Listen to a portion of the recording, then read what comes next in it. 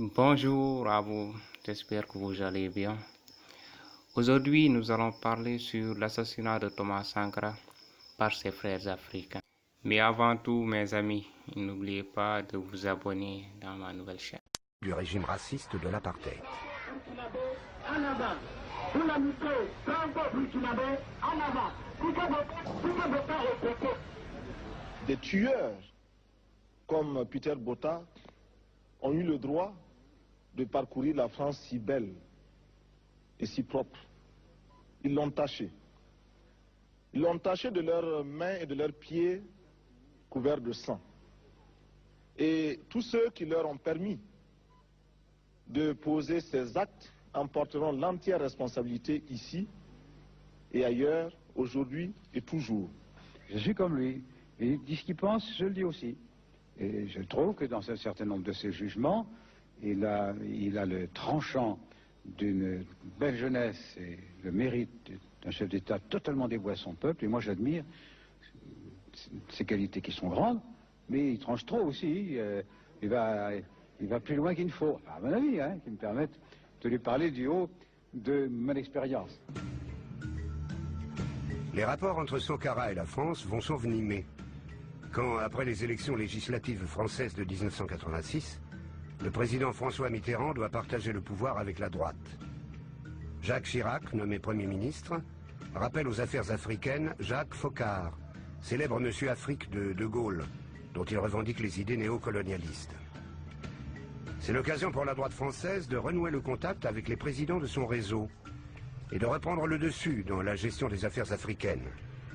Félix Houphouët-Boigny, le président ivoirien, digne représentant de cette coopération France-Afrique, instrumentalisé par le réseau de Foccart, voit venir l'occasion de se débarrasser de la révolution burkinabé. Et l'homme qui était chargé du lien, du contact avec le président Houphouët-Boigny, c'était Blaise Compaoré. Et il est apparu assez rapidement que c'était son dauphin. Il n'aimait pas du tout Sankara, qui était un homme incontrôlable, imprévisible. Blaise, et c'est même lui qui lui a présenté son épouse actuelle. Et donc, Blaise lui doit beaucoup.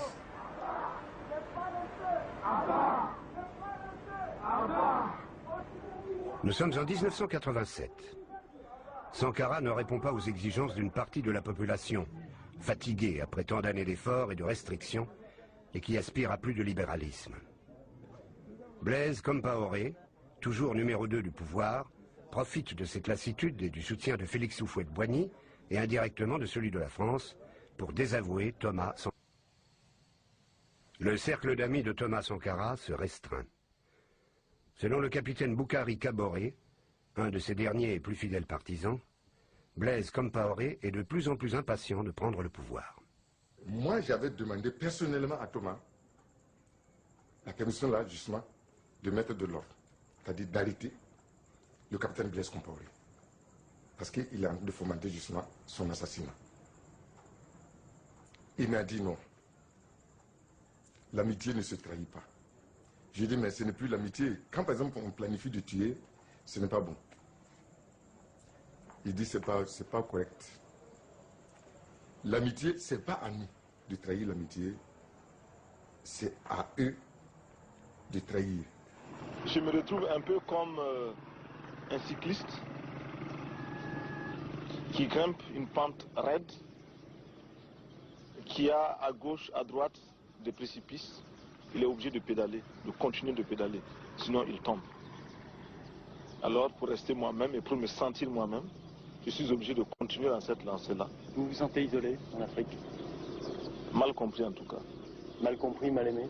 Mal aimé. Ouais. On a parlé du Che Guevara.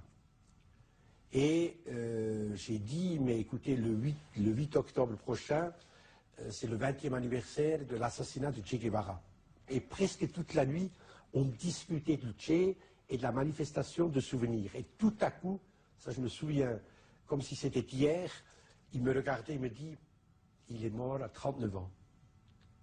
Est-ce que moi, comme le Che, est-ce que j'arriverai à 39 ans? Et puis, la conversation a repris. une sorte de prémonition de la mort. L'Afrique, à nouveau secouée par le démon du coup d'État. La nouvelle a été confirmée ce matin à Ouagadougou. Thomas Sankara, ancien chef d'État du Burkina Faso, l'ancienne Haute-Volta, a été tué hier lors de l'attaque du palais présidentiel. Thomas Sankara, un président pas tout à fait comme les autres. Le 15 octobre 1987, Thomas Sankara est surpris en pleine réunion avec une douzaine de collaborateurs. Des éléments de la garde rapprochée de Blaise Compaoré débarquent et tirent. De son corps, il ne reste plus que des débris. Il est enterré dans la nuit, à la va-vite, comme un chien.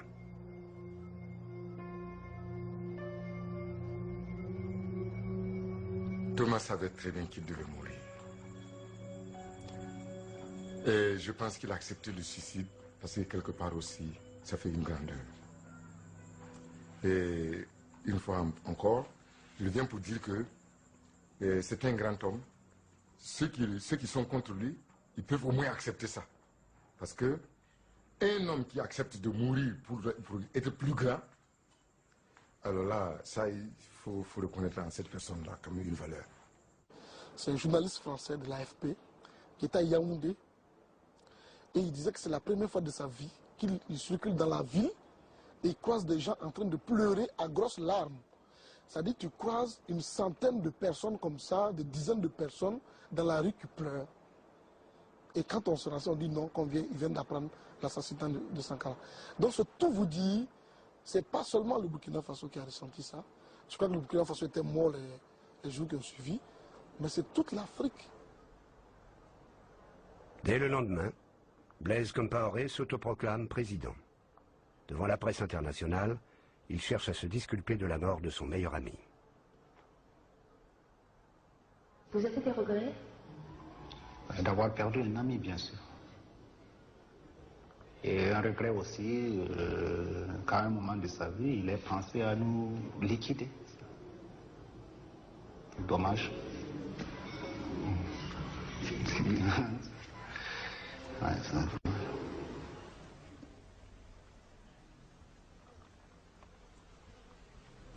And I remember at that time, there were two very good friends, Thomas Sankara and Blaise. Yeah. Thomas Sankara and Blaise. You know.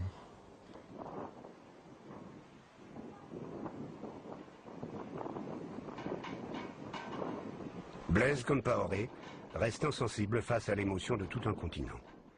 Il institue ce qu'il appelle la rectification de la révolution et fait croire à la pérennité des idées de Sankara.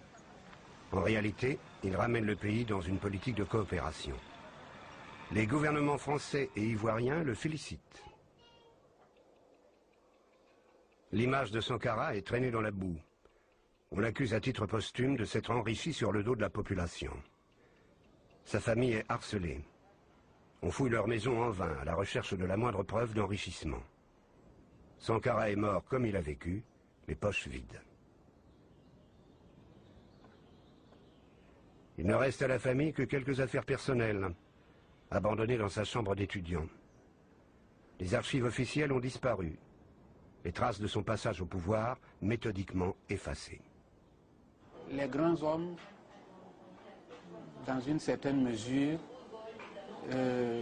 irradient leur peuple, irradient leur époque, bien après leur départ, je veux dire bien après leur mort, parce que c'est quand vous avez perdu quelque chose que vous vous rendez compte de sa véritable valeur. C'est une des figures importantes au niveau du continent africain, qui continue d'être citée pour son exemplarité, pour son courage, pour son intégrité, pour sa créativité, pour son refus de l'afro-pessimisme d'une manière générale. Sankara est devenu moralement et spirituellement une sorte de maître étalon.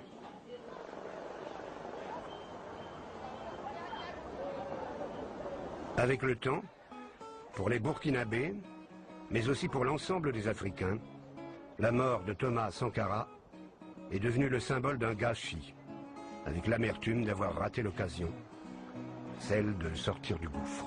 Sur la cité endormie, un vautour a plané dans la nuit, et de sa voix, oui, de sa voix lugubre,